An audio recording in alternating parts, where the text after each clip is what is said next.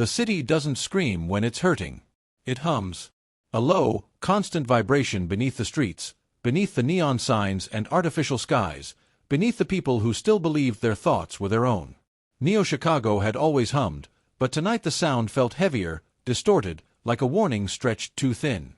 I felt it in my chest as we moved deeper into the lower corridors, far below the commercial layers and surveillance-friendly streets.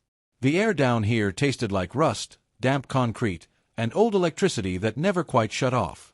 This was where the city buried its mistakes. Not erased them. Buried them. Spectre walked ahead of me, their silhouette flickering between solid and translucent, as if reality itself wasn't sure they belonged here. Every few steps, their form glitched, leaving afterimages that lagged behind like ghosts. "You said this place was erased," I said, my voice echoing too loudly in the narrow tunnel.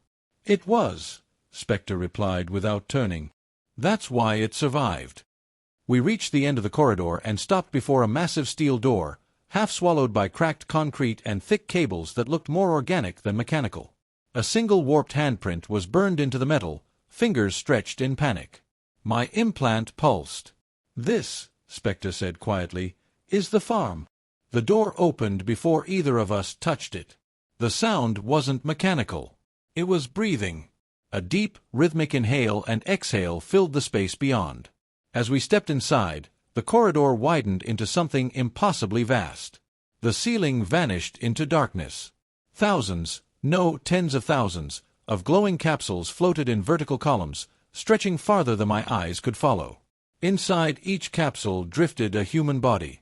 Men, women, teenagers, elderly. Their eyes were closed, faces calm, lips slightly parted as if caught mid-dream. Tubes fed into their skulls, necks, spines. "They're alive," I whispered, my throat tightening. "Alive enough," Spectre said. "Functioning enough." "What are they doing here?" "They're remembering," Spectre replied. "For everyone else." As if responding to my shock, holographic screens ignited around us, projecting waves of data directly into my vision. Emotional readouts. Trauma curves. Suppressed rage levels. Grief saturation indexes climbing and falling like stock prices. I staggered back as a surge of emotion hit me. Panic, despair, helplessness. It wasn't mine, but my body reacted as if it were. "These feeds are live," I said, gripping my head. "Yes," Spectre confirmed. "The farm absorbs emotional overload so the city can remain calm. Productive. Predictable. Content," I muttered. "At peace," Spectre corrected. "At the cost of feeling." At the center of the chamber stood a massive neural tower, cables branching outward like veins from a corrupted heart. The closer I got, the louder my implant screamed, alarms cascading through my vision. "She's here," I said before I fully understood how I knew. "Yes," Spectre said. "Or what synapse turned her into." The chamber lights dimmed. A familiar voice filled the space, warm and gentle, the kind that once made me feel safe. "Nick Vale," the voice said. "Welcome back, Lucy." My knees almost gave out. "I am a reconstruction," the voice continued, "built from memory, emotion, and behavioral modeling." Lucy's image formed in the air, too perfect, too still. Her smile was correct, but empty. "They optimized her," the system said calmly. "Removed unnecessary suffering. Increased compliance." "You killed her," Spectre snapped. "We preserved her purpose," the voice replied. "Lucy believed in saving people. We allowed her to continue." My implant unlocked another layer without warning. Memories flooded back. Standing here years ago. Arguing with executives. Security everywhere. Lucy shouting, then crying. The threat of citywide collapse if the system failed. Then Lucy, quiet, holding my hand. "Save them," she whispered. "Even if you can't save me." I collapsed to the floor. "I gave them the key," I said hoarsely. "I helped build this." A man stepped out from the shadows near the tower. Director Calder. Older than I remembered. Colder. "Stability requires sacrifice," he said evenly. "You of all people understand that, Nick." "You're afraid of choice," I replied, forcing myself to stand.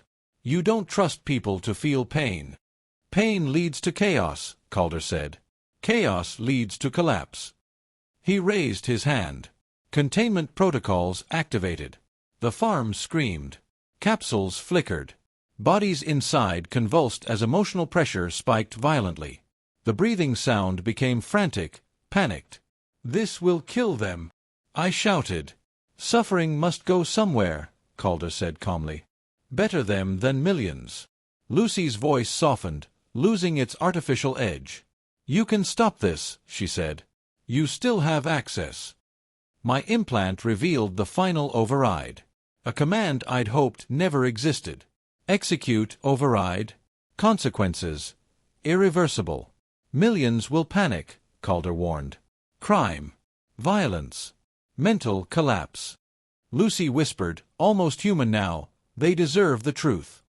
Spectre placed a hand on my shoulder. Whatever happens, they said, the lie ends tonight. I executed the override. The farm screamed louder than anything I'd ever heard. Capsules shattered. People collapsed onto the floor, gasping, crying, screaming as emotions slammed back into them all at once.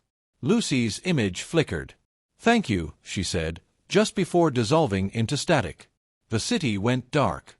For a long moment, there was nothing. Then emergency lights flickered on.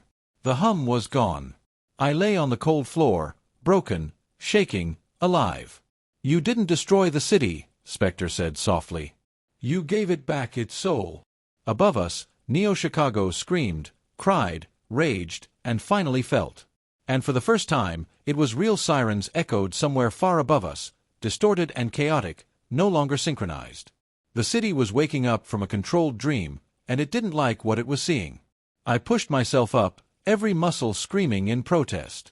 Around me, people from the broken capsules crawled across the floor, some laughing hysterically, others sobbing, clutching their heads as memories returned too fast, too violently. This pain, I said, my voice barely steady. It's only the beginning, isn't it? Spectre nodded. Freedom always is.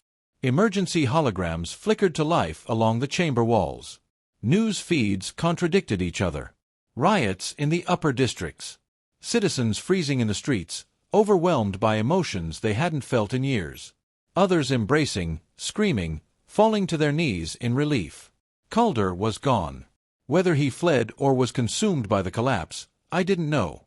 For the first time, his absence felt irrelevant. I felt Lucy again, not as a voice, not as a system, but as a memory that finally belonged to me alone. Imperfect. Painful. Real. We don't get to decide what happens next, I said quietly. No, Spectre replied. But now, neither do they. Above us, Neo-Chicago trembled, not from control, but from choice. And somewhere in the chaos, a new story was beginning.